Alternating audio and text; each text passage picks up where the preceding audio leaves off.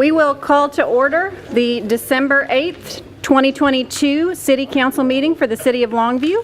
We'll first start with our invocation and pledge.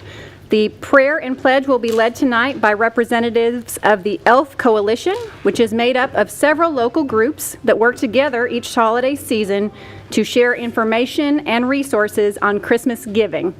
Organizations include Longview Police Blue Santa, Longview Fire Department Toy Drive, Buckner Children and Family Services, Toys for Tots, the Salvation Army, Highway 80 Rescue Mission, Haverty's Angel Tree, First United Methodist Church, Pine Tree ISD, Code 3 Christmas, Hallsville Police and Fire, Empty Stocking based in Marshall. Each of these organizations work tirelessly for several months to recruit, volunteer, and fundraise to make sure that thousands of children and senior citizens receive gifts on Christmas Day. Thank you all for what you do. Would you please rise for the prayer and pledge? Please join me in prayer. Father God, we just thank you for this opportunity to come before you this evening and thank you and praise you for all the many blessings that you have given us. And during this Advent season, Father, we especially thank you for the greatest gift of all, our Savior, our Lord and Jesus Christ. Father, just be with us up throughout this meeting, Father. We pray for the Holy Spirit to give us discernment as we make decisions, Father, and just be with our city council and all the leaders of our community, Father. We pray for a hedge of protection around our first responders as they respond to calls, Father. And we pray for the people that are serving others in this community, our brothers and sisters, the least of these who you have called us to serve. Be with us and give us the energy and strength and the resources to do so. And we pray all of these things in the name of Jesus. Amen. Amen. I pledge allegiance to the flag of the United States of America and to the republic for which it stands, one nation, under God, indivisible, with liberty and justice for all. Thank you guys so much for being here. Next is community recognition. If I could get Danica Wells and Felicia Mosley to please join me up at the front.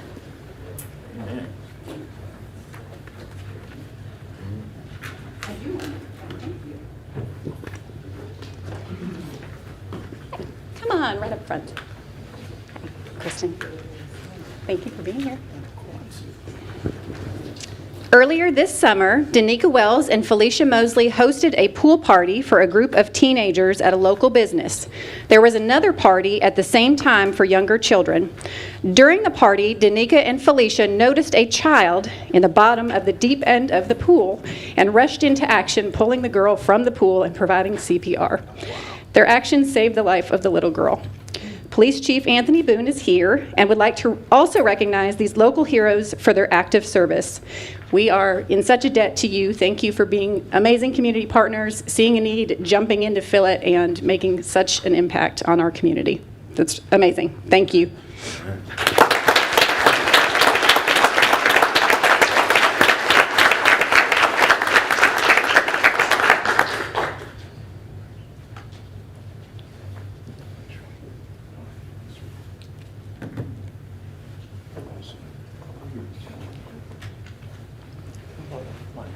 And we're going to have, yep.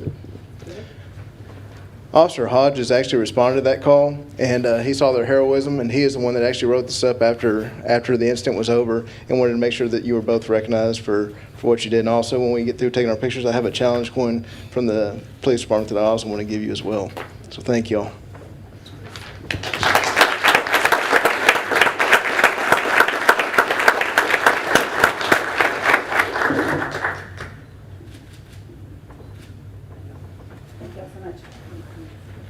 Congratulations. Thank you, guys.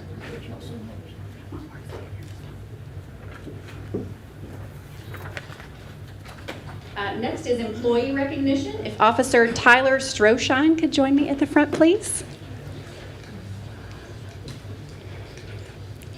I believe, did I see your family here? Yes. Do they want to join you also up here? Come on up, guys. All of you. Absolutely.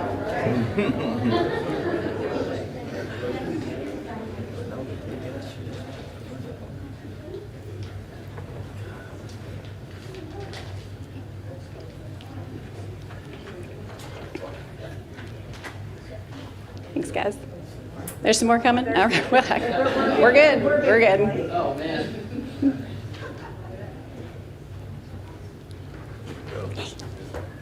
How you doing? We got room. Y'all slide on over. Come on. We also have the privilege of recognizing one of our Longview police officers tonight for a life-saving act. On October 16th, Officer Tyler Stroshine responded to a shooting where the victim, Dalton Chandler, had been accidentally shot in the leg. When he arrived, the man was unconscious and bleeding heavily from a wound to the femoral artery. Officer applied a tourniquet and then used his knee to apply pressure until the fire department arrived and could get the victim to a local hospital. Not only did Officer Stroshine save a life, but due to his quick thinking, ability to remain calm, and act under pressure and preparedness, Dalton is recovering. He returned to work this week and has full use of his leg. Tonight, we have both Officer Stroshine and Dalton Chandler with us, and Police Chief Anthony Boone has a life-saving award that he would like to present.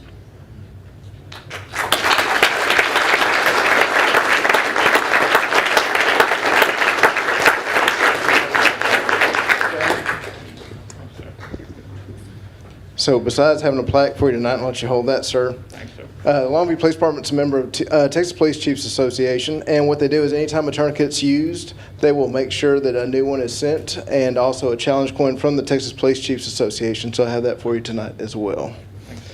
Mr. Chandler, thank you for joining us. I'm glad you're doing good. Thank you.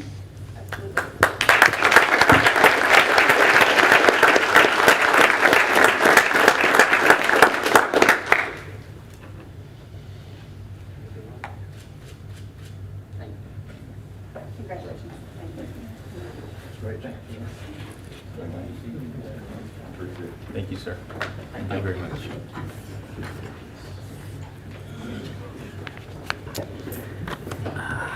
All right, Carmen. I want you to eat that. Next, we have citizen comment. I have 2 speaker cards. Audrey White, if you would make your way to the podium.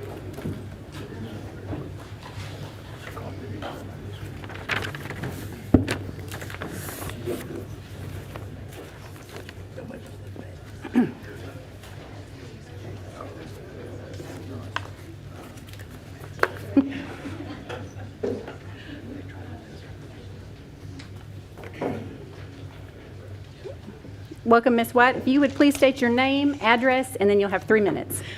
My name is Audrey White of Martin Luther King Jr. Boulevard. Thank you for hearing my voice.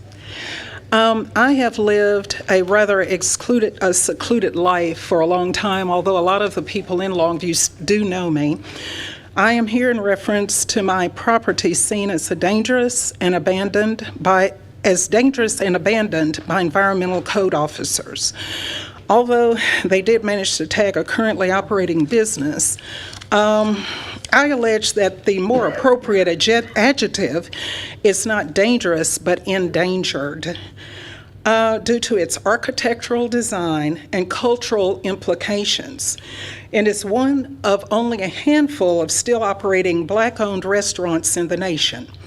Others are in cities like Chicago, Atlanta, Harlem, Oakland, Detroit, New Orleans, San Diego, and Houston. President Obama even ate on inaugural night in 2019 at Ben's Chili Bowl in Washington, D.C., and it was built about the same time as my restaurant. This building has been kept, as far as history is concerned, my parents picked up Ray Charles from the airport in the early 60s, and he had motel room number 3. I remember it just as well as yesterday.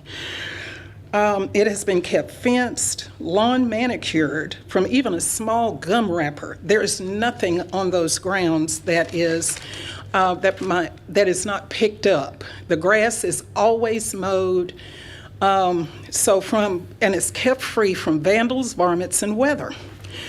According to code enforcement, the community, quote unquote, is trying to reduce drug activity. I have personally stayed up there all night with no car, and that assertion is ludicrous. I've had my husband put me out up there. I've stayed up there all night because I want to know what's going on. There's nobody up there. I just can't believe that it is the actual community speaking to this, of course. I could tear down these structures. That would be the cheap, easy way to do it. But it would be a travesty of justice for this property to be erased. And that's all I have. Thank you for being here, Ms. White. Thank you. Next speaker card that I have is Victor Sandbershil. I probably didn't say that right. I apologize.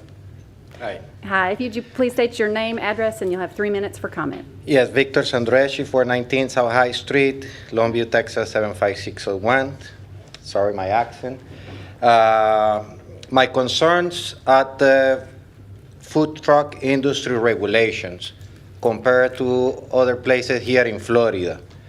I find the laws a little bit, I don't know how to say this, retrograded. You gotta have a truck hitched to the truck all the time. So if I go to work with my truck and I need to do something quick and leave someone on the trailer working, we cannot do that because it has to be a truck all the time hitched to the trailer, which I've been in other cities in Texas, and you know, they allowed a lot more accordingly to the law. There cannot be tables or sittings anywhere. Like if I rent a space on a place, they got some sittings on some tables in there, and someone comes and buy from a food truck and they go and sit on the seats they are on that place, whatever, they don't want you to do that, you know. Also, the treatment of one of the inspectors. I feel treated more like a criminal than someone to come and help, you know, to help you with the, you know, they just come to close you or to tick you or to fine you. And that's pretty much my concerns. I wasn't, you know, well prepared. I didn't know how this thing works, but I feel that the laws on the food truck or food trailers here, specifically in Longview, they're not a match. They told me that the restaurant regulate the industry. It's like, that's like putting the rat to take care of the cheese. So I don't know how someone like restaurant regulate the food trailer or food truck industry. That's like saying Uber is gonna regulate the yellow cabs and all that. So it took me a lot to open it. When I opened it, they went like 3 times, closed me down, you know, and even that I was approaching with the, you know, like with the laws and all that, it's like, it was a headache. So I feel there is a lot to be done on this area, on the food trailers and food trucks. I have a restaurant also, and I don't feel like a food trailer or a food truck is gonna damage my business. On the contrary, more businesses, more opportunities. More places for people to go, it means more, you know, more industry, more people out. So those are my concerns, and there's a lot of people not happy with this. I know a lot of people who own food trailers, food trucks, or even restaurants, and they don't see how a food trailer or a food truck is gonna damage their business by having a table, you know, a table you can take out or in, or someone who's renting on a space that someone has tables or chairs in there so people can, you know, buy their food and sit. Sure. I'm sorry, Victor, that is your time. Thank you for coming tonight. I have no more speaker cards. Is there anyone else that would like to approach the podium and speak and fill out a card? Okay, moving on to public safety update. Police is first. Chief Boone, please.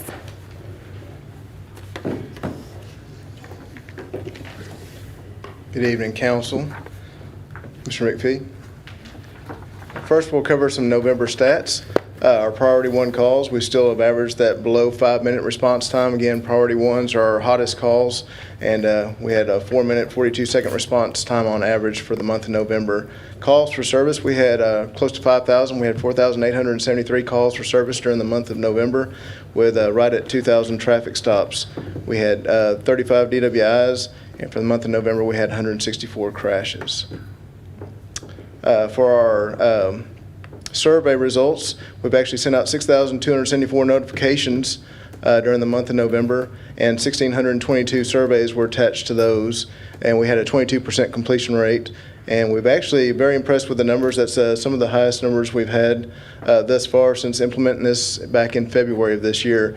But a 4.77 out of 5 rating for our police officers and a 4.75 rating out of 5 for our dispatchers. So I'm very, very impressed and very pleased with those numbers. I also want to talk about something. Sometimes this will come up about false alarms and alarm management with the city of Longview. And this falls with the police department. And we do have this regulated. If you have an alarm, you do need to have a application and a permit on file with us. And the way that works is it goes by not calendar year, but whenever you first get that, and then it expires 12 months afterwards. We do have the biggest bulk around January because several years ago we actually started this in January. But when we went to this in 2015, we had over 5,000 false alarms in the city of Longview. And as you can see over the years, as we've been using this third-party system to help us with this, they've kind of reduced, and anywhere from almost 1,300 fewer to right at 1,000 fewer than when we started off at 2015. You see right now, as of today, we're at 3,900 false alarms. Last year we had 3,770 false alarms. So you're talking about basically almost a 20% reduction compared to where we started at 2015 when we were trying to regulate this by ourselves. Also, when we were trying to regulate this on our own, we had one records personnel that was about 75% of the time was being used for this, and then our records supervisor was spending about a third of her time on this. Since going to a third-party billing system, it's actually reduced to where we have about 10% of the time to the records clerk and only about less than 5%, probably closer to about 2.5% to our records supervisor. So monetarily, that's basically about a $35,000 savings right there. Then on top of that, when you're responding to 1,000 to 1,200 fewer calls per year, those are 2 officer calls when you have a false alarm call. If it's a residential burglary or a robbery type alarm going off, so we have 2 officers going. And your time to get there, your time to check on it, and your time to clear it, you're spending several minutes on that call at 2 officers at a time.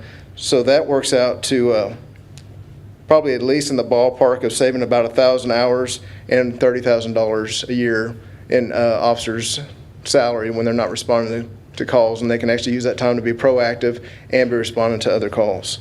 So that's some of the reasons, and if you look at that, the residential alarm permit fee is $50 and the commercial fee is $100.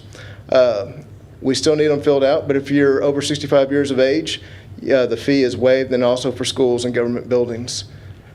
And the false alarm, if you can receive a fee if you have your 4th alarm in a 12-month period, but even along the way, the company that we partner with, they actually will send you information after you've had your first alarm and have you checked this, have you checked that, talk to your alarm company, can we fix the problems? Because at the end, we just don't want to have to respond to false alarms. We don't want anyone to have to pay fees for those. And so let's fix the problem and just respond to the calls that are actually in progress and happening. And that's just a sample of what the bill looks like. Sometimes we get the question, well, it says it's going to Dallas, Texas, and that is correct. It will have our letterhead at the top, but it does go to Dallas, Texas on the actual, if you receive your alarm billing information.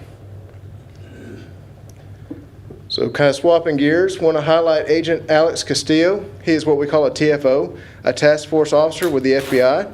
So that means he basically has FBI credentials and spends quite a bit of his time working with the Federal Bureau of Investigation. On November 30th, myself and Assistant Chief Kemper were invited to the U.S. Attorney's Office, the Eastern District, and he was given this award. And that is for his outstanding service over the course of the year and all the cases that he's helped them make. So definitely congratulations to Agent Castillo on that. And we had something new for us. All the women you see pictured up here, minus 1 or 2 that are officers, are either moms, sisters, or wives of current police officers. So we always have our handgun safety course, and we open it to the public. But sometimes, the old saying about whose car runs the worst is the mechanic's wife's, So we wanted to make sure that we make it more of a family atmosphere at the Longview Police Department and bring those loved ones in. So we had a great time doing that back in November. And Officer Solomon, he is still receiving his treatment right now, but we wanted to support him, so we've had the shirts out there. We had quite a few purchases on those, and these are all employees from last Friday that wore the shirts to support Officer Solomon. We had Blue Santa this past week. on December 5th and 6th, Monday and Tuesday. And during that, we were able to support 51 families and 150 children over the course of those 2 nights, and had quite a few volunteers from, besides Walmart giving us a spot to host it, we had Longview Fire Department, Gregg County Sheriff's Office, the Longview Animal Care and Adoption Center, which helped out quite a bit with their staff, and then also, I believe, Hallsville PD and DPS had some officers that showed up as well. So very, very great cause. And the Grinch, he is back. So if you see him around town, please tag us on that. And you got hashtag Longview PD Grinch. So I already know of a few spots he may show up over the next couple weeks before Christmas. So please help us stay informed on his happenings. And with that, I'd like to wish everyone a Merry Christmas and a Happy New Year. And I just want to thank the community and the community leaders for all the support that the police department's received this year. With that, I'll answer any questions. Go ahead. Pump the brakes continuing? Yes, sir. Any new statistics? No, sir. I'm trying to run those about every quarter to 6 months. Give them a little bit of time. Is the crash number we saw down? That one's just a little bit higher. Okay. Yes, sir. Could I ask you to kindly look at 4th in the Loop and Gilmer in the Loop? Yes, sir. Busting that light intersection on the turn lanes? We can work on it. Yeah, we could, it's absolutely out of hand. Yes, sir. Thank you. All right, thank you. Yes, sir, Mr. Pearl. Also on McCann, on the backside of the cemetery there, I've had some complaints of some people walking and Yes, sir. bothering the businesses. We are aware of that, and we actually have a meeting scheduled midweek next week, and we have some ideas to address some of that. Okay, thank you. Yes, sir. Thank you, Chief. Thank you. Chief Steelman. Good evening, Mayor Pro Tem Ishihara, members of council, Mr. McPhee. Thanks for the opportunity to brief you on some happenings in the fire department since our last council meeting. During the past month, we bid farewell to one of our lieutenants, Mike Catron, who retired from the department with 23 years of service. We wish him well in his future endeavors as he moves on. We've taken the opportunity, and you're going to hear a lot about hiring. We've hired 15 new firefighters total, this first group of 10. They came in on November the 14th. They've completed their 3 weeks of orientation and have started their field work this past week. We're excited to have these guys on board. This is a great crew of people, and they're going to really help us get our manpower staffing back up to where it needs to be. This is just the first implement of that. So we look forward to great things from these guys. We took the opportunity on November the 15th to promote 4 of our employees from firefighter paramedic to fire driver engineer. Those were Graham Wolf, Justin Royer, Braden Pointer, and Brandon Ayers. This is a big step. This is the first step in our promotional process as they assume more responsibility and start to climb the ladder within the rank structure of the fire department. So we're excited for them, and we look forward to great things out of their new position. We took the opportunity the Saturday after Thanksgiving to spend some time ringing the Salvation Army bell. Several members of fire administration spent pretty much half a day out at the Longview Mall. It was a great time. It's always good to take those opportunities to give back to the community, and the Salvation Army does great work. Captain Robb actually threw down a challenge to us. She's the leader of the Salvation Army unit here in Longview, and I'm glad she did. We stepped up to that, and we had a lot of fun that day. The weather was not so great, but still, it was a good time. We had the opportunity, this is one of the funner things that I get to do as the fire chief. We took the opportunity back on December the 2nd to recognize the good works of several of our people. We have an annual awards process where we recognize positions like the Officer of the Year, Captain Clint Stillman, Paramedic of the Year, Firefighter Brad Peden, the Rookie of the Year, Firefighter Gary Orr. The Fire Chiefs Award went to Battalion Chief Michael Wiley. Sue Rogers Award went to Captain Steve Dankers. And the Brotherhood Award went to Firefighter Gareth Juways. And our longest standing award, our Firefighter of the Year Award, went to Jake Robertson. We've had that award since the early 1970s, so he joins a long list of many people that have passed through the ranks of the fire department. So we're happy for all of them, appreciate their hard work, and I look forward to more continued work out of them. All right, the second installment of our hiring process, we brought in 5 new guys on December the 5th. They're currently in their orientation phase, and they will roll out to shift work the weekend prior to Christmas. So again, we're making great strides to get back up to full staffing, and we're excited about that. We haven't been fully staffed in the fire department since November of last year. Had the opportunity today to spend a little bit of time at the EOC with the Leadership Longview class. This is always a fun thing. It's kind of a behind-the-scenes look at emergency management. Not a lot of people ever step foot in the EOC, but these guys came up and they had their guns loaded with some great questions. It's always fun to hear what they're concerned about, or what they don't understand, or what they might understand incorrectly, and get the opportunity to explain how things work in the EOC and how that supports emergency response out in the street. So appreciate them today. Appreciate their questions. Our toy drive for the fire department is this weekend, this Saturday at the Longview Mall. I realize the weather may not be very conducive to that, but we're going to be there anyway, doing the best we can. This is a collaboration between the Department of Family Protective Services, the East Texas Angel Network, the Longview Fire Department, and the Longview Firefighters Association. So this is always a great time. This is really well supported by the community, and regardless if it's a little damp that day, we're going to do the best we can to get toys in the hands of kids that need it here at Christmas time. Our next upcoming retirement is firefighter paramedic Chris McGinnis. He'll be retiring on the 19th. His last shift is actually the 19th. He'll be retiring officially on the 20th. Chris is a firefighter medic out at Station 7 on C shift, done an outstanding job. He's been a member of our Spec Ops teams, and we look forward to wishing him well as he takes turns the page on another chapter in his life, and appreciate the work that he's done for us in his past 22 years. And right beyond that, another retirement that's coming up, and I'm trying to get these in because I realize we're not going to have another council meeting before these would have happened, is fire driver engineer Kirk Stroud's going to be retiring with 23 years of service. His last official day, I believe, is early January, but we're having his retirement ceremony there on December the 30th. So we hope people will turn out and help us wish Kirk well as, again, he turns a chapter in his life. And our annual subscription program, time is running out. If you wish to subscribe to that for the 2023 calendar year, that process is currently open and online, so we encourage people to take the opportunity to become a member of that program. And with that, I'm happy to answer any questions. I don't have a question, but I do want to make a comment. It is a real privilege to attend your award ceremony as well as the Giants of Law Enforcement. It's a real treat to see and learn more about our officers as individuals. And every fire awards banquet that I get to go to, I am always blessed by it's not a speech, but the statements of each award recipient. I believe each one of them thanked God, thanked the Brotherhood, and then talked about what a blessing it was to be a community servant. Sure. I think I could quote one of them in saying he was blessed to do the Lord's work and get paid for it. It's an incredible group of officers, and we're lucky to have them, and a lot of that is attributed to your leadership. So thank you Chief for that, Stillman. and they speak from their heart. I mean, they just tell you like it is. But I appreciate council being there. Very special. Any questions for Chief Stillman? Okay. Thank you very much. Next thing is a consent agenda. Are there any items we would like to pull off for discussion? If not, can I have a motion? L. Nope. Sorry, Steve. L. L. Sorry, I wasn't sure what you were saying either. L, any other we'd like to pull off for discussion? Okay, well, that's got my name on it. So I guess what would you like to discuss? Was this included in the bond? L? Helmet's broad. Sorry. Oh, Broughton, I'm sorry. Looking at an old one. Yes. L is Scott Karen. Come on up, Scott. Thank you.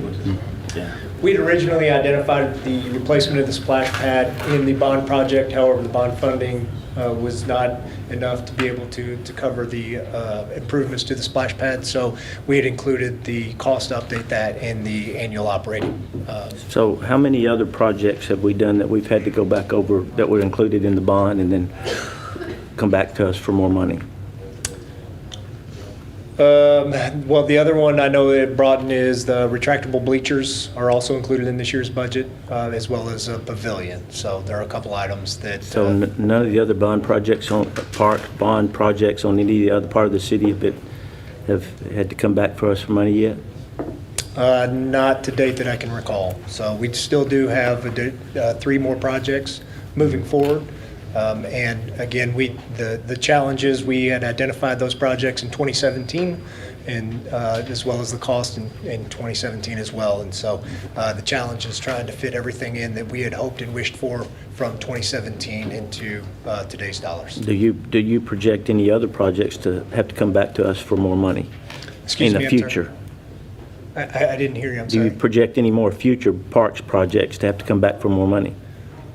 Well, we're always looking for additional park projects. We have a lot of folks that are interested in improving our parks, but, we have a park master plan update that we're working on, but. No, but I meant that were included in the bond. No, sir, those were the projects that were identified, so the majority of the funding is in place for those. Okay, so basically, we're not going to have any more added expense to the future bond projects in the Parks Department.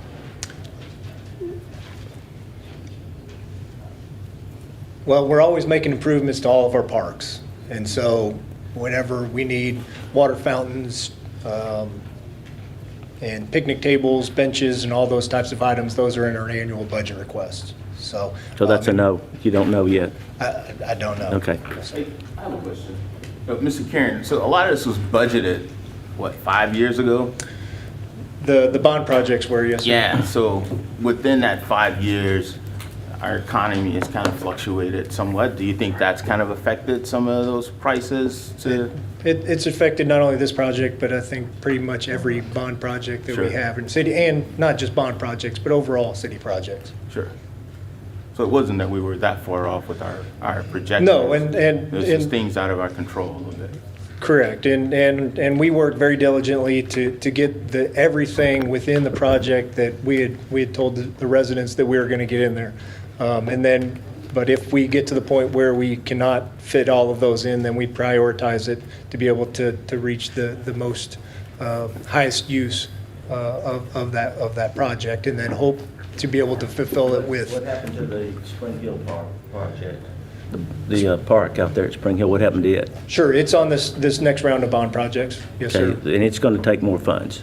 It is going to cost, well, we have a budget from the bond, and so whatever we can fit into the bond project dollars, that's what we're going to do. But I know there are a couple items that we have identified that we had to pull out of that project that we had thought we could get in, but I don't anticipate that we will be able to. So we would most likely have to come back with requests for our annual budget. Okay, all right. Next question is, how is the parking situation over on Guthrie Creek up in there for the pickleball courts? How is that coming along? We had a kickoff meeting today with Stantec, the consultant that we are asking to help with that, and so we're sending them some files. Tomorrow I met with GIS after that to be able to get them files, and then they're going to be doing the research and get back to us. So we anticipate that being completed within 3 months. Okay, but that wasn't included in any of the bonds or anything at all? No, sir. So that's just going to be straight on us at that Yes, sir. point? Okay. Yep. Tim, do you have a question? Scott, I'm going to ask this, and I'm not being detrimental, but from what we told the citizens on the Broughton project alone, if I calculate it right, we're $962,000 upside down. We put 900 plus thousand in the budget, and now you're coming back to us for another 62. It was things that I think we took out of the original contract, and then, which were bond, and then we came back and put them in the budget cycle. No, I'm not sure where $900,000 worth is. We did not have $900,000 in the budget for Broughton. We identified 3 main projects at Broughton that are in this year's budget, and that is the pavilion, the splash pad, and the retractable bleachers. But in the current budget year that we are under, Yes, sir. you had a pretty hefty budget line in there, because I remember questioning it at the time we put it in. Maybe And that was to pay for some parts and pieces of Broughton. the only bleachers those and- may have been in the bond fund, but Right. not in the park operating fund. No, that's what I'm saying. We were trying to cover overage on the bond expenditure, but put the things back into Broughton that we had told the citizens we were going to do. Am I the only one that remembers that? It wasn't $900,000. I'm not sure where that figure or what that's from. Is the 900,000 where we cut to get that in budget originally? I don't recall what dollar amount we had. We didn't cut anything that was fundamental to the project. There may have been some furnishings or some wall cover, something like that, but nothing that was functionally within the the project that was different. Yeah, Nona, did you have a question? Yeah, I just a comment. I guess, Scott, the question would be, how much over budget are we when we are talking about Broughton? Sure. So we'll be bringing the final payment to City Council next month. And so the bond project overall is $5,000 under what we had been allotted for that project. Okay. So with the final payment, so.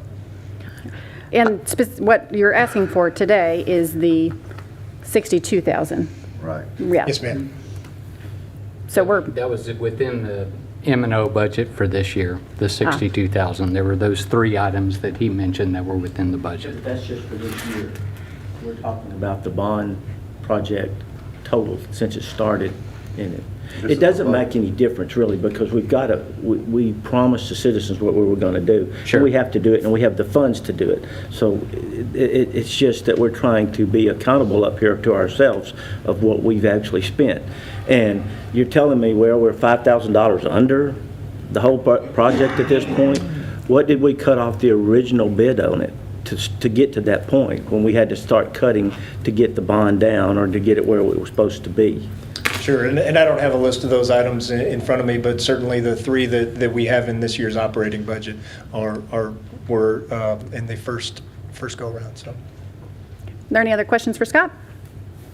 I have one other comment. I know we're having to go back, Scott, and redo some things, like the basketball courts. Do we know where we are with that in the funding? How is that going to be?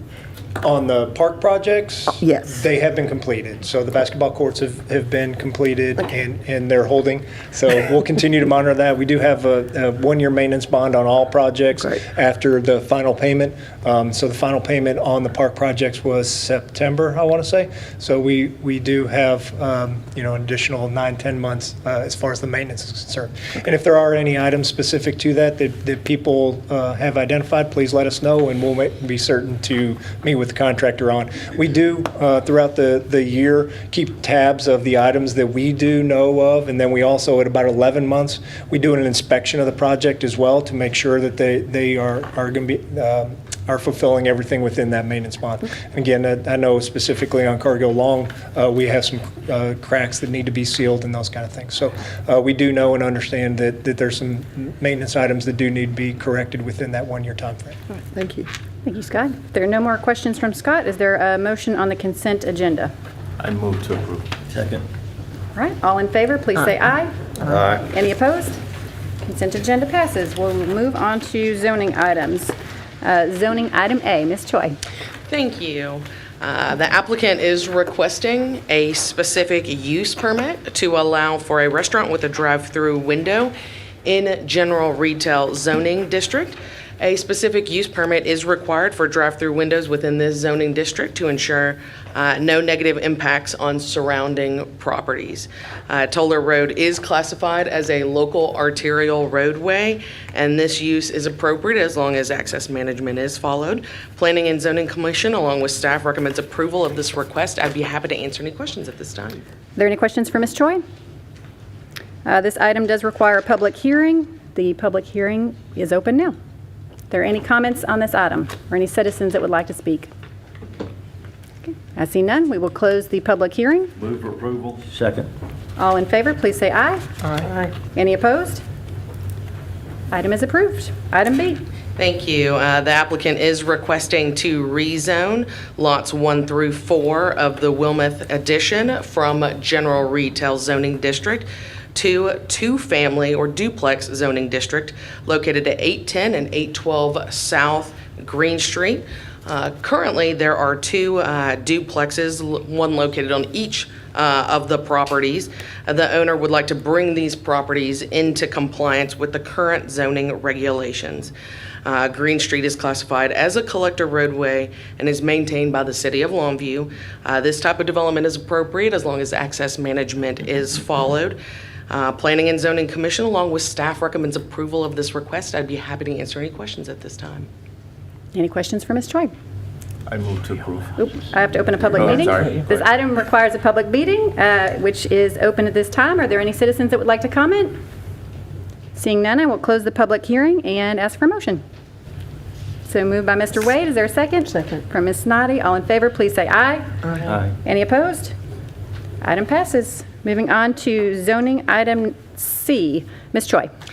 Thank you. The applicant is requesting a rezone of approximately 7.33 acres of Abstract 4 of the I.C. Skilleran Survey, Tract 12, Section 4, from Single Family 4 to Single Family 6 zoning district, located on the west side of H.G. Mosley, north of West Marshall Avenue.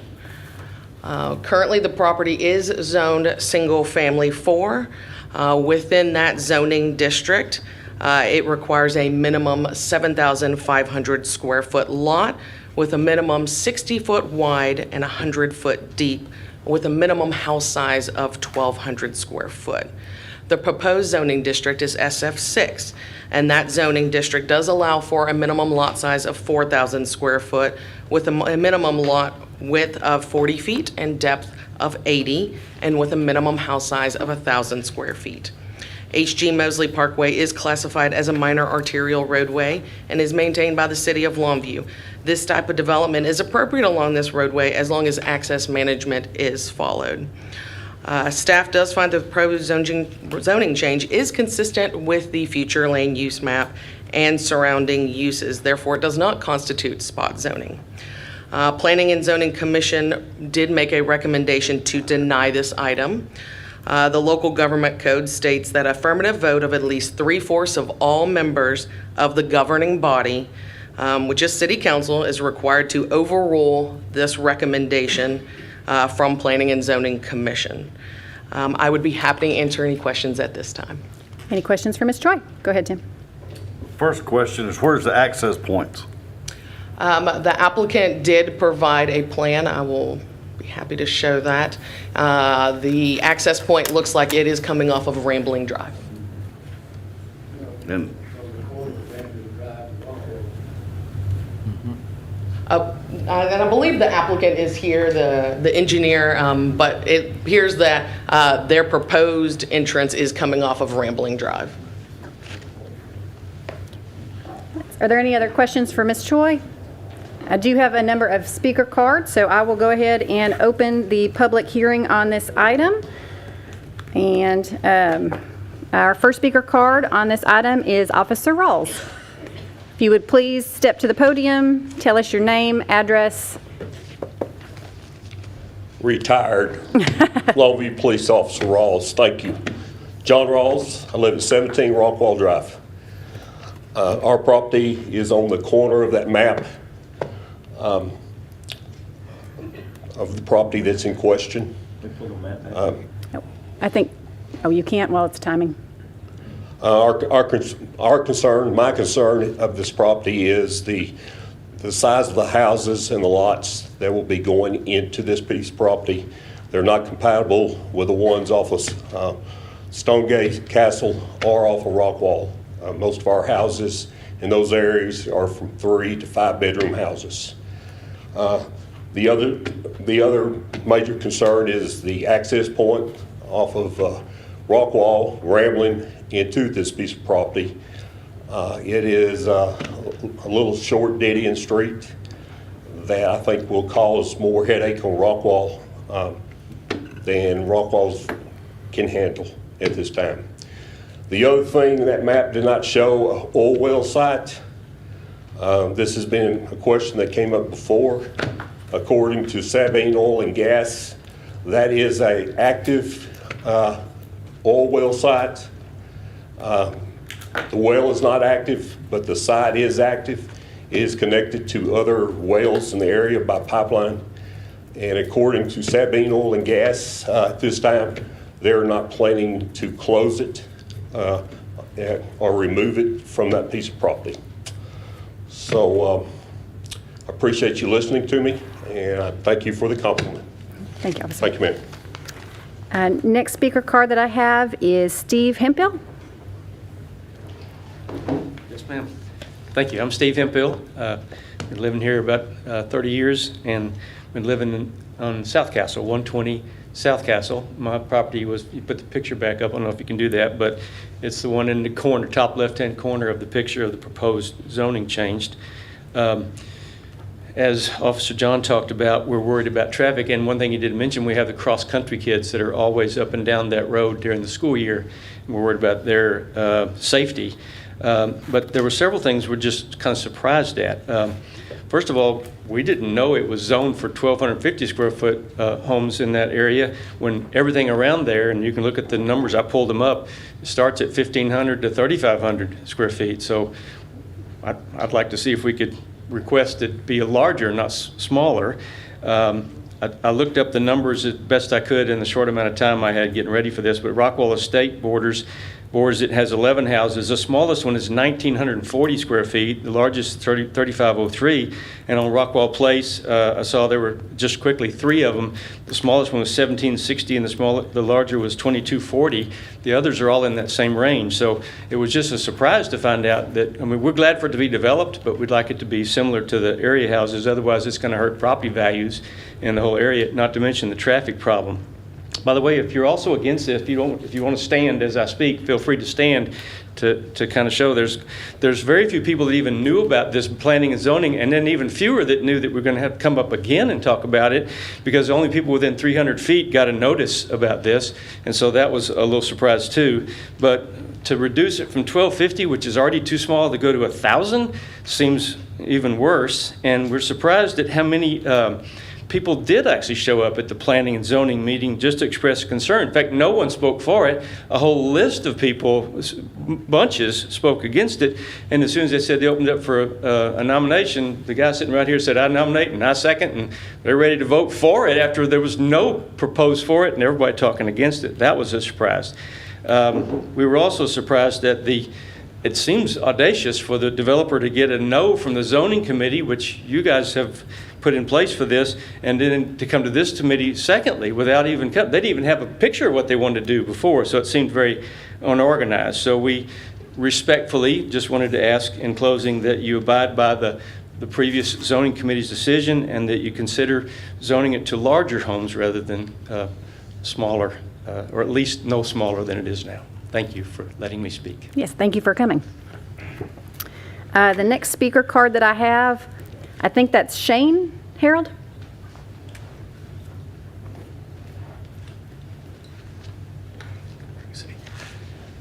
Thank you for taking a moment to listen to us.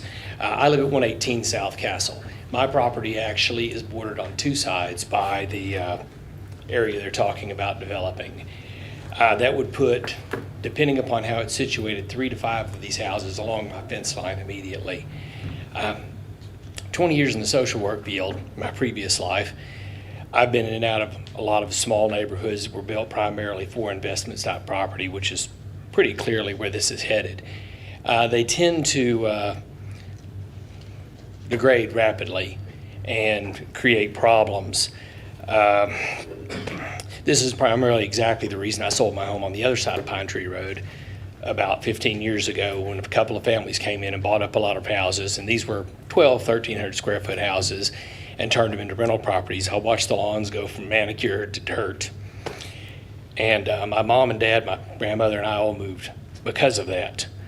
You know, the traffic load is of course a concern, which that is mainly the only real tributary in and out of most of that neighborhood. It was a nightmare during the course of the Fairmont renovation. That was just something else. The other concern I have, even beyond just the degradation of my property value and the general neighborhood degradation, it is very disjointed from what is in the neighborhood. I provided you guys with a spreadsheet. I hope y'all had a moment to look at that email before I got up here. I knew I had a lot to say and I wouldn't have a lot of time, so I wanted to send that out like that. The other main concern I have is that when they allowed the building of the duplexes along Mosley, my backyard now floods.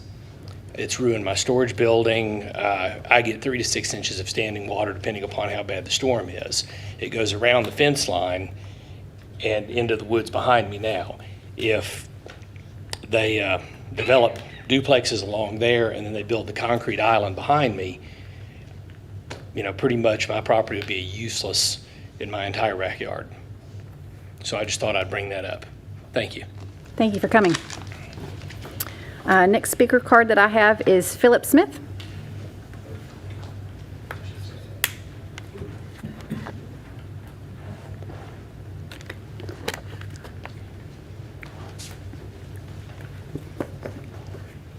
Good evening, Mayor Pro Tem and council members. My name is Philip P. Smith. I've lived on Rockwall Drive now for about 35 years.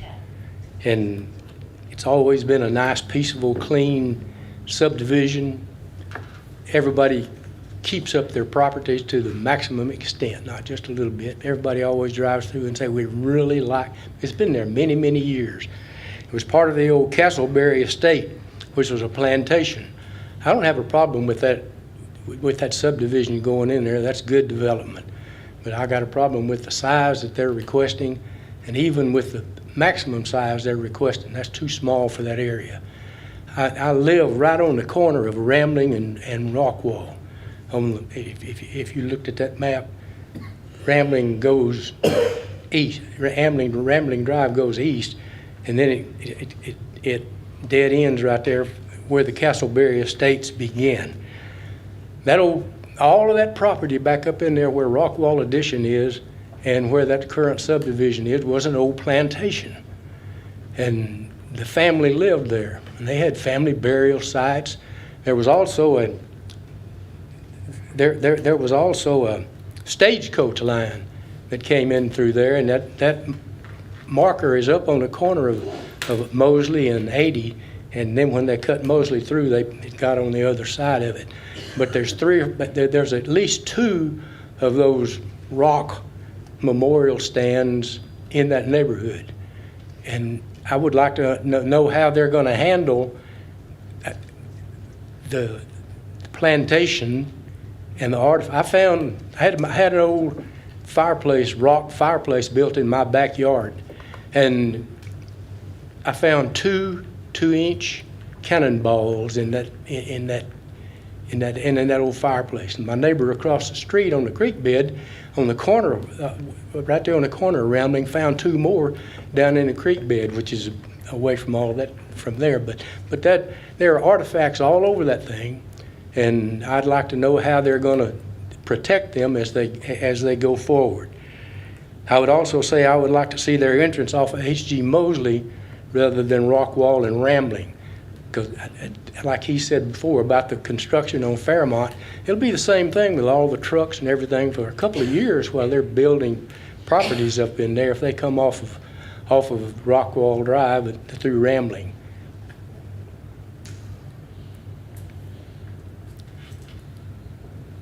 Thank you, ma'am. I appreciate it. Thank you, Mr. Smith. The next speaker card that I have is Ronald Love.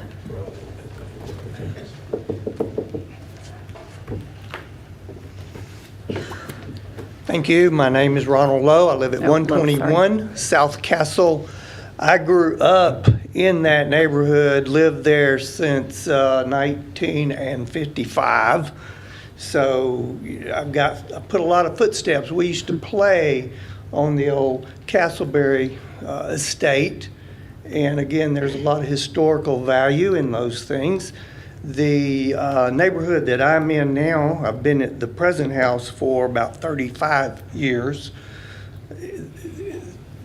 The big concern that I have is property values. That's certainly one, because if you're going to take our average size in our little cul-de-sac is probably 2,500 square feet, and this is going to, if we go down to 1,000, that's to me ridiculously congested. There'll be so many more houses. If they break the road into beside Phil's house, that'll quadruple the traffic that's going up and down Rockwall Drive. And not only cross-country kids, but the PE classes, and the girls, the boys, a lot of them, they're always running up and down Rockwall Drive. So that's one of the standard little deals that they do. You throw this much extra traffic, they won't have that access to do that safely anymore. So that's a big deal to me for that, for the safety of the kids. If they break that traffic is just going to make a whole different atmosphere. The historical nature of that neighborhood was that we could just, the trees, they'll have to every tree will be taken away if they do this there will be no more, the greenery will be done.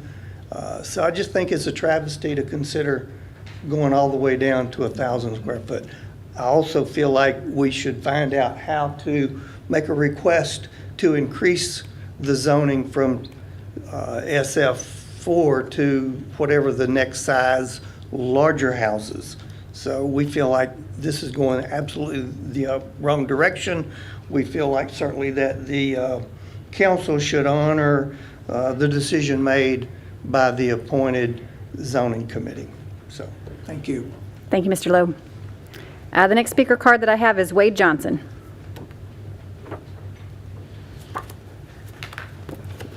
Mayor Pro Tem are there any more? Am I the last You one? are the last speaker card I have. Okay. I'm Wade Johnson with Johnson & Pace, 1201 Northwest Loop 281. Angela, can we see that picture? We can't see the picture when the timing's up? No, sorry. You got to talk and then we can put it up, I think, when Angela comes back. Well, I've got it in mind. First of all, our lots are bigger than the minimum SF6 lots. All of them are. We are limited by the 44 lots. The comprehensive plan requires 44 lots maximum. So our lots are 45 minimum width versus 60 that's allowed by SF4. They are 90 deep minimum versus 100 minimum allowed by SF4. So they're not that much smaller. I don't know the size house that the builders have not, or the developers have not told me how big the house is, so I can't speak intelligently about that. We have the proposed drive, the main drive is on to H.T. Mosley. And if we can work it out with engineering, we can put both of them on there. I don't know if engineering wants it, but the main drive is not on the drive going to the rear. The biggest issue we've got to consider, and I think you as a council and future councils have got to consider, is that we have a huge demand for housing in Longview, Texas right now, and it's only going to get larger. And so whether we go with SF4 lots that are 60 wide or something smaller, ours are 45 to 52, we still have the same amount of street. Well, street right now is costing $1,000 a linear foot to put the street and all the utilities in. So our 50-foot wide lots have a $50,000 price tag, or $25,000 on each side before we even start the project. So these 1,000 square foot houses, if that's what they build, will cost $200,000. We have got to get some affordable housing in this town because we have a huge demand of housing coming. So I wish I had the picture, but I don't have the picture, so I'm available for questions. Does anyone have any questions? Yes, Oil and gas. The developer tells me he has talked to the oil and gas, and they are in agreement to let him shut things down that he needs to shut down. And we've drawn it just like all the wells. There's one, maybe two wells on it, and then a bunch of tanks. I think they're saltwater tanks from other wells, so they'd have to put saltwater tanks in those other locations. But I don't believe the wells are operating right now. Thank you. Mr. Johnson? Sorry, Mr. Johnson, one more question. I just want to make sure I understood. Did you say the cost of the property would be 200? Is that what you said, 200? No, I'm saying homes that a house with the current road cost that we're looking at and purchasing the land and the building of the house, they can be sold for no less than $200,000 for a 1,000 square foot home. Okay. So they're getting expensive. Moral of the story. What was the total lot count? 44 on our lots. That's max allowed by the comprehensive plan. Right. So Yes, sir. we're looking at an SF. We're looking at South about- Castle is an SS4 designation right now, right? Which one? the subdivision where all these folks are living at, that's an SF4 designation right now, and that's 1,200 square feet minimum. Minimum, yes, sir. Okay, and most of those houses or those homes over there are 1,800 to 2,200 living. Okay. I don't know.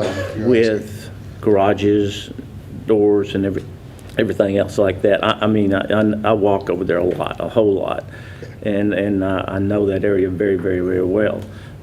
Like I say, I grew up over there. I know all the history that Mr. Smith is talking about. That's been forever. That piece of property needs to be developed, but I don't have enough information here. I want to know what he's going to put there, what size he's going to put there. I can understand the cost of it. I do that for a living. Most of the houses in South Castle over that street over there, I'm sure they're going to be 250 to 300 range. I've got some SF6s going in off of Judson Road. I think you may have, did you do the engineering on that over there? Mm-hmm. Okay. What are those projected on those costs going to be on those homes? That's the only thing I've got to go by right now. I'm not the builder. He hasn't given us the cost of the house. And I know that's that's part of the unknown that I don't have here. I want to know that. I want something built there because we need it for the city, for the school, and for the county. We need the tax base off of it. But at the same time, P&Z has turned down some stuff, and we have too, because someone's come in and say, well, I want to do this, but they can't give us specifics. I want to know the specifics of it. What are you asking, Ms. Pearl? I want to know what size the houses are going to be. Oh. You're telling me that we're going to go with an SF4, an FS6, right? Maybe an SF5. Well, there is no SF5 designation, but our houses would be. Is there any? We've got a sheet here that has I didn't know that. Yeah. We haven't. That's about where we really probably are. Pretty close to an SF. Yeah, and I would like all of it to come off of H.G. Mosley. I definitely don't want it to come off of Rockwell. Yes, sir, but if engineering, I can't guarantee that. That's a call for the city engineering staff, more so than us. Mm-hmm. Our city? Your city. Makes that call. Would make the call if we could have both drives off of where, if we could get the spacing that's required and the traffic, all the traffic stuff to work, and maybe the staff could allow us to have the one off Ramblewood? Rambling. It would allow, maybe we could have that one as a emergency access only. That's an option. That's, well, we again, have that off that's of Judson. staff. We have that off of Judson, on the back street off of Judson there. We had that on Celebration too. Huh? Yeah. We had that on Celebration too on the Loop Service Road. Okay. But I know we have it off of Judson on that back area Yes, back we there. do, exactly. But same time I'm thing. kind of at the point where we need to do something here, but at the same time, I don't have enough information to know what we're going to do. Just to give somebody a blank slate and say, hey, do what you want to do, and then all of a sudden they come in here and put 1,200 square foot houses in there. Are we going to have garages on them? Are they going to be garage doors on them? Or how's the landscape going to be? You know, I mean, there's a lot of things that Angela couldn't tell me that I ask, and I don't know. I want to know.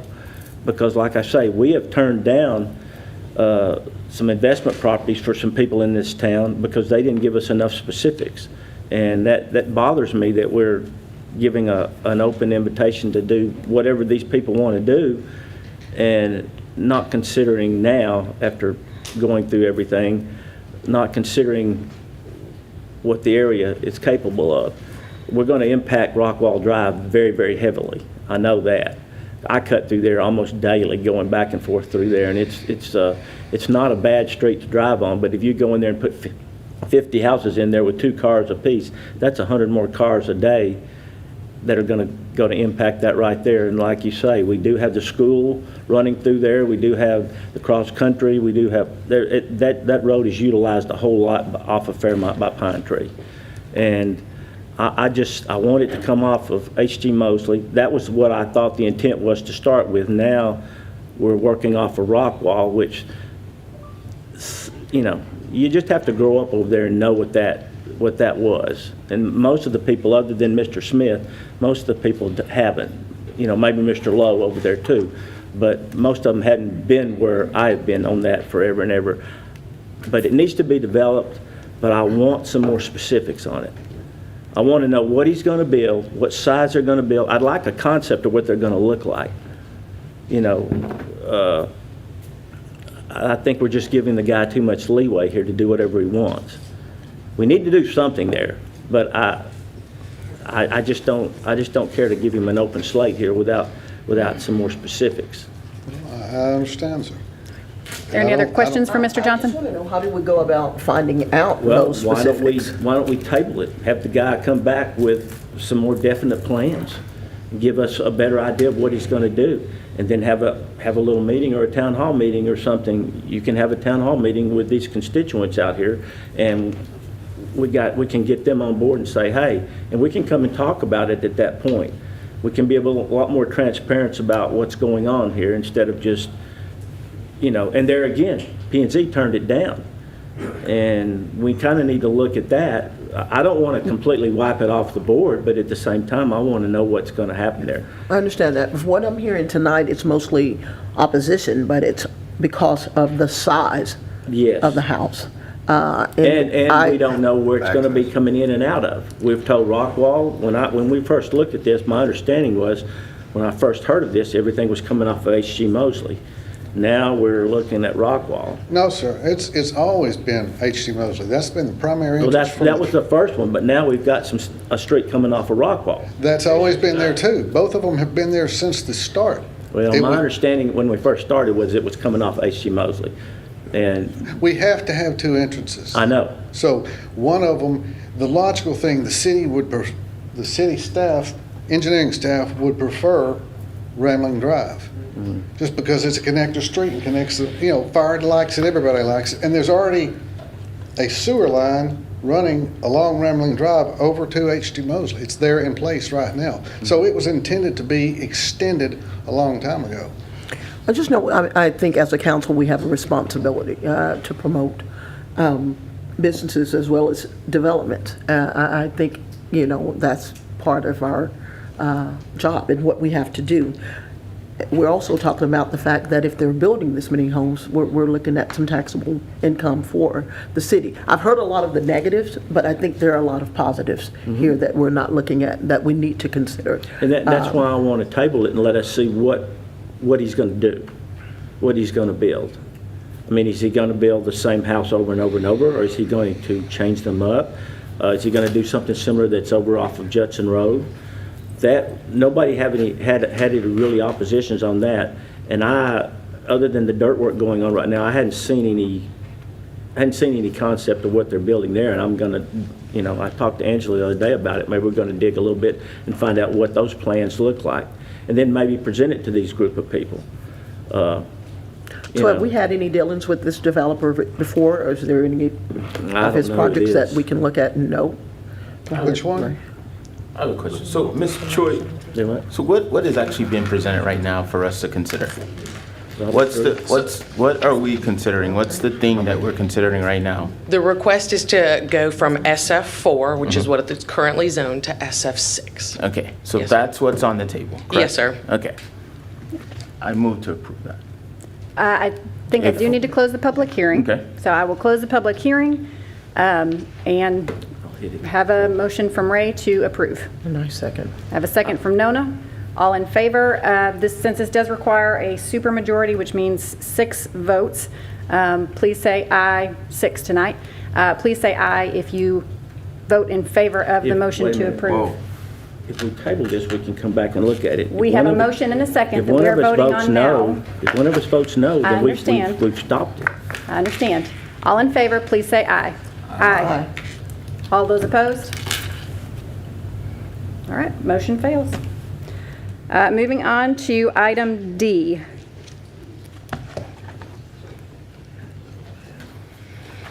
Thank you. The applicant is requesting to rezone approximately 18 acres of Abstract 2 of the A.R. Johnson Survey, Tract 5, Section 4, from Heavy Commercial Zoning District to Single Family 5 SF5 zoning district, situated on the west side of Estes Parkway, north of Wingate Lane, located at 2701 Estes Parkway. The Planning and Zoning Commission, along with staff, recommends approval of this request. I'd be happy to answer any questions at this time. Any questions for Ms. Choi? Public hearing is required for this request. It is open at this time. I do not have any speaker cards. Would anyone like to speak on this item? Seeing no one, I will close the public hearing. Is there a motion? Move to approve. I have a motion. A second?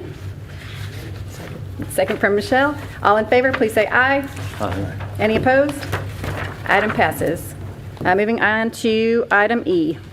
Thank you. The applicant is requesting a rezone of approximately 7 acres of abstract 262, a Jordan survey, tract 20 and 21-08, section 2, from single family and general retail zoning district to SF6 zoning district, located at the northwest corner of Eden Drive and Alpine Road. Planning and Zoning Commission, along with staff, recommends approval of this request. I'd be happy to answer any questions at this time. Any questions of Ms. Choi? This item does require a public hearing, which is now open. I see no citizens that would like to comment. Close the public hearing. Is there a motion? Oh, so moved. Sorry, that's me. Okay. I make a motion to approve this item. Second from Ray. Thank you. All in favor, please say aye. Aye. Aye. Any opposed? Item passes. Item F. Thank you. The applicant is requesting to rezone from Plan Development PD8 to Plan Development for a restaurant with a drive-through window located at 2541 Judson Road. So this area was annexed into the city in 1970 and was later designated as a Plan Development for general retail uses. As this tract develops with additional buildings, the developer must come back to Planning and Zoning Commission and City Council for final site plan approval. The applicant is proposing to construct an approximately 3,600 square foot restaurant with a drive-through window. The setbacks and the height maximums will follow the general retail zoning districts as well as landscaping requirements. The developer will meet all City of Longview codes through this development process. Judson Road is classified as a principal arterial roadway, and this type of development is appropriate as long as access management is followed. Planning and Zoning Commission, along with staff, recommends approval of this request. I'd be happy to answer questions at this time. Any questions of Ms. Choi? Seeing none, I will open the public hearing. Are there any citizens that would like to comment on this item? Public hearing is now closed. Move for approval. Second. Motion and a second. All in favor, please say aye. Aye. Any opposed? Item carries. That concludes our business part of the agenda. We'll move on to community items. We do need to excuse Mayor Mack. If I could have a motion to do so, please. So moved from Mr. Wade, and a second. From Ms. Gamboa. All in favor, please say aye. Aye. Any opposed? Thank you. Mr. Carpenter, items of community interest. Christmas movie night, Pine Tree Stadium, under the moon, Friday, December the 9th. Gonna have some hot dogs and popcorn and drinks, and just a good time will be had by all. On behalf of myself and Ms. Carpenter, I want to thank Chief Stillman and Chief Boone and all of your departments for the wonderful job you guys did with the parade. Longview Ambulance, wonderful job. I will tell you that if you've never seen a parade from 12.5 feet in the air on the back of a multi-million-dollar fire truck, it's the only way to go. The picture on the left is actually what happened.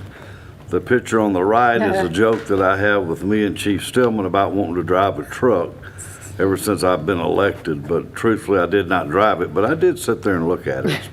It's pretty impressive. Thanks to everybody that they're, I don't know, for some reason it seemed to me that the attendance this year was substantially up to the last few that I can remember, because even when we were making the turns, it was just, I mean, there were people in every corner, and it was just a wonderful night, and it wasn't too cold, it wasn't too hot, and it wasn't raining, so Thank you again to both of you. Gregton's continue with the food pantry. They'll be added again the third Thursday this month. Be the last distribution before Christmas. 11 to 1 at 1101 Pine Tree Road. Come and drive through and get what you need. And our City of East Texas Food Bank distribution will be Friday, December the 9th at the Convention Complex. They will be serving from 8 until 10. On behalf of Ms. Carpenter and I, Merry Christmas to all of you, and thank you, Mayor Pro Tem. Ms. Snoddy? Good evening, everyone. I know Thanksgiving has come and gone, but I'm so grateful to these two organizations, L&T Limo and Snotty Bells Buns. They donated right at 500 turkeys and fresh garden greens and pies from the butcher shop. So I wanted to make sure that I sent out a big thank you to those guys for loving on the community and being so generous in their giving during Thanksgiving. Also, let me get to my script. Martin Luther King Jr. Day is coming up next month on Monday, January 16th, and the community has planned a series of events from Friday, January 13th to Monday, January 16th to commemorate the holiday. Since our next City Council meeting isn't until January 12th, we wanted to give everyone a chance to mark their calendars. We will have a jazz concert on the evening of Friday, January 13th at the Longview Community Center. The MLK Parade will be on Saturday, January 14th, along Martin Luther King Jr. Boulevard. Saturday will also include a humanitarian celebration at Parkview Baptist Church. Events on Monday, January 16th, include a march from Broughton Park and Recreation Center to Mount Olive Baptist Church, where a memorial service will be held honoring Dr. King's legacy of social justice. We have detailed information on all of these events available, and we hope you will come out and celebrate with us. There is one more event planned, and Councilman Wade will tell you about that one. Mr. Wade? Sure. Thank you. Oh, also, Councilwoman Merry Snoddy. Christmas, guys. I'm sorry, I left that part out to everyone. Thank you. That's right. I'm excited to announce that we will hold an official ribbon cutting and grand opening for the renovated Broughton Recreation Center on Saturday, January 14th from noon to 3 p.m. This event will include community festival with music, children's activities, and food vendors. As many of you know, I grew up playing basketball at Broughton Recreation Center, and I've always, loved that facility, and it was extremely something that was proud for the community then, and it is now. Broughton Park and Recreation Center in District 3 has always been a hub for the community of South Longview's celebrations, including MLK and Juneteenth. And I'm excited that we get to officially celebrate the renovations to the facility during this holiday. It's truly the crown jewel of the community and for our city. And to all those involved, thank you very much. Thank you. Ms. Gamboa? I actually have just a tad bit more. I'm sorry. That's all right. During the there's just some people I'd like to thank. Absolutely. During our Thanksgiving period, we hosted our annual Thanksgiving dinner, and it was a great turnout. Great food from Bell's Diner, and it was great for people from the community that came and had dinner with us, and also for those community members that came out and volunteered their time. And that, not the good-looking guy on the left, but the other guy on the right, I want to thank him for coming out. Mayor Matt came out, served dinner, and met everyone that was there. And so to everyone involved, Parks Department, thank you for your generosity. The people that work there, thank you for your contributions in helping Mr. Karen and all. Thank you. That's it. Thank you. Ms. Gamboa? Good evening, everyone. Merry Christmas, Happy New Year, Happy Holidays. All I really have is I'd like to encourage everyone to please pick up an angel from the Casa Christmas tree or the East Texas Angel Network tree or any community partner that serves our children. Thank you. Mr. Purtle? Yes. I want to thank Summers Cook Realty for coming and cleaning up Guthrie Creek Park yesterday. We're grateful for them, and everyone needs to look at adopting a park at least 3 or 4 times a year, or a street. I would say me and my wife have it, but my wife and her friends adopted the street, so it works out really well. It's, yeah, she does all the work on it. It's a real good thing, and it really does help a lot. So I want to, again, thank them for coming out and taking care of the park for us. And I want to wish everybody a happy holiday and a great new year coming up. Thank you. Thank you, Mr. Pirtle. Mr. McPhee? Okay. I have a couple of items here. First, the Barkin' Around the Christmas Tree. That is our celebration and holiday open house at the Longview Animal Care and Adoption Center. That is this Saturday, December 10th at 5 p.m. It's a lot of fun. Come check out our facility if you've never been there. It is really amazing. You can find a list of other city holiday events, including the library's Cheermeister Party and a Green Christmas at longviewtexas.gov/holiday events.